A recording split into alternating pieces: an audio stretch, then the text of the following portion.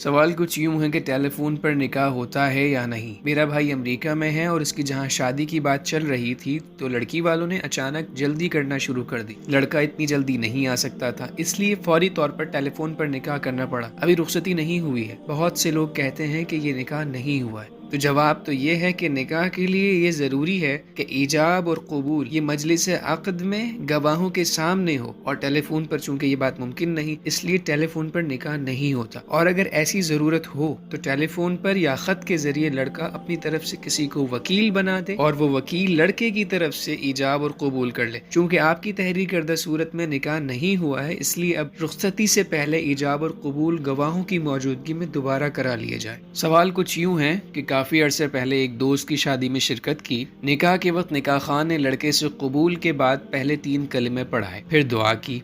कुछ दिन पहले एक और दोस्त की शादी में शिरकत की। वहाँ पर मौलवी साहब ने लड़के से 3 मरतबा कबूल कराने के बाद दुआ कर दी और कलमे नहीं पढ़ाए। लिहाजा ये तहरीर फरमाएं कि कलमे पढ़ने वाला निकाह सही था या कि बगैर कलमे के। नीज ईजाब और कबूल के माने भी बता दीजिए। तो निकाह के लिए ईजाब और कबूल ये तो शर्त है, यानी एक तरफ से कहा जाए कि मैंने निकाह किया और दूसरी तरफ से कहा जाए मैंने कबूल किया। ईजाब और कबूल एक बार काफी है, 3 बार कोई जरूरी नहीं। और कलमे पढ़ाना ये भी कोई शर्त नहीं, मगर आजकल लोग जहालत की वजह से कुफर की बातें बकते रहते हैं, इसलिए बाज मौलवी साहिबान कलमे पढ़ा देते हैं ताकि अगर लड़के ने नादानी से कभी कलमा कुफर बक दिया हो तो कम से कम निकाह के वक्त तो मुसलमान ही हो जाए ना। अगला सवाल ये है कि हमारे यहाँ शादी ब्याह में बाज औकात तो कोई काजी बहुत से कलिमात दुरूद वगैरह पढ़ा देता है और बाज काजी मुख्तसर और जल्द निकाह करा देते हैं। आप ये बताएं कि एक मुसलमान के लिए निकाह किन कलिमात से हो जाता है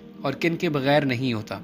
तो ये निकाह इजाब और कबूल से हो जाता है। खुतबा इसके लिए सुन्नत है, 2 गवाहों का होना इसके लिए शर्त है। काजी साहिबान जो कलमे पढ़ाते हैं वो कुछ ज़रूरी नहीं। गालिबन इन कलमों का रिवाज इसलिए हुआ कि लोग जहालत की वजह से बसा औकात कलमा कुफर अपने मुंह से निकाल देते हैं और उनको ये मालूम भी नहीं होता कि कलमा कुफर ज़बान से निकाल देने पर इस्लाम से इंसान खारिज हो जाता है। निकाह से पहले कलमे पढ़ा दिए जाते हैं ताकि खुदा न खास्ता ऐसी सूरत पेश आई हो तो कलमा पढ़कर मुसलमान हो जाएं, तब निकाह फिर दुरुस्त भी हो। बहरहाल निकाह से पहले कलमे पढ़ाना कोई ज़रूरी नहीं और कोई बुरी बात भी नहीं। इससे अगला सवाल ये भी निकाह से मुताल्लिक ही है कि एक बड़ी मस्जिद के काजी साहिब जब निकाह पढ़ाते हैं वो कबूल है सिर्फ 1 मरतबा पूछते हैं, जबकि दूसरी तमाम मसाजिद में 3 मरतबा कबूल कराया जाता है। बहुत से मुसलमानों का ख्याल है कि ये 1 मरतबा कहने से निकाह नहीं होता, बल्कि 3 मरतबा कबूल है कहना पड़ता है।